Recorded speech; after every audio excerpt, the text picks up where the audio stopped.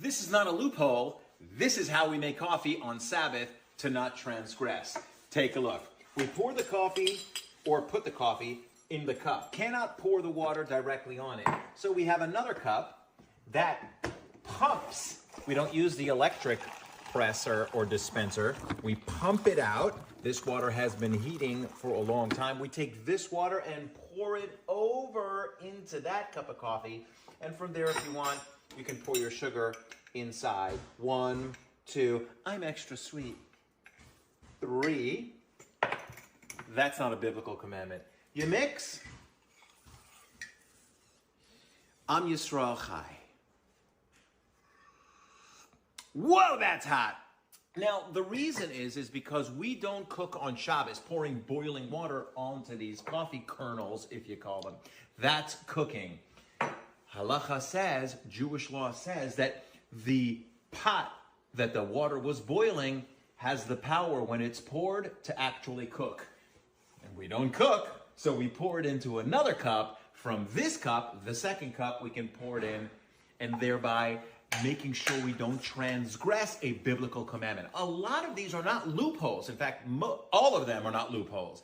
These are parameters in order not to transgress a biblical commandment. The Jewish person does not want to transgress anything. Happy Shabbos and a beautiful birthday. The purpose of the commandment is to make it so you can't do any work on the Sabbath, not even cooking. But so they've invented this process of things that they can do. And if they do it in this particular way, they can do the forbidden act without transgressing, which really, in reality, in God's eyes, they've transgressed the law. Okay, that's just the truth of the matter. These people try to maneuver around it through using this legal loophole where if we do it in this particular way, we won't actually be breaking the law. He says it's not a loophole. This is not a loophole. This is definitionally what a loophole is. They're making coffee, but they're doing it through a process so that they think they won't be punished for it. They're breaking the commandments without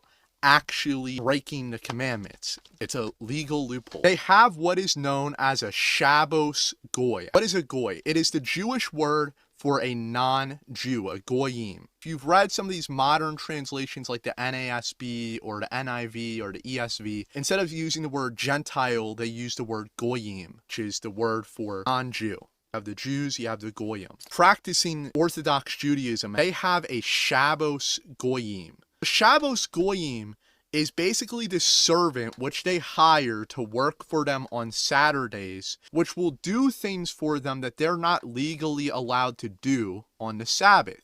So part of keeping the Sabbath is that you're not allowed to light a light, right? You're not allowed to have a lamp. You're not allowed to turn on a light switch even on the Shabbos, on the Sabbath. They hire a Shabbos goy to work for them on the Shabbos, turning on light switches and turning off light switches for them. They can't turn the light on. I turned the light off when I left the bathroom, and they're not allowed to touch any of the lights. So I have to turn it back on. Quite interesting. There we go. They have a Shabbos goy who carries things for them because you're legally not allowed to carry anything outside of your house. They hire this goyim to help them break the Sabbath.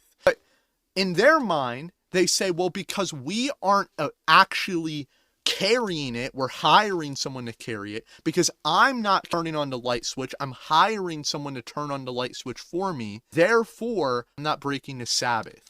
Now, of course, to anyone who has a brain, you know this is just breaking the laws. The reason that they break the Sabbath is because they have this extra biblical book called the Talmud. Talmud was written post 70 AD.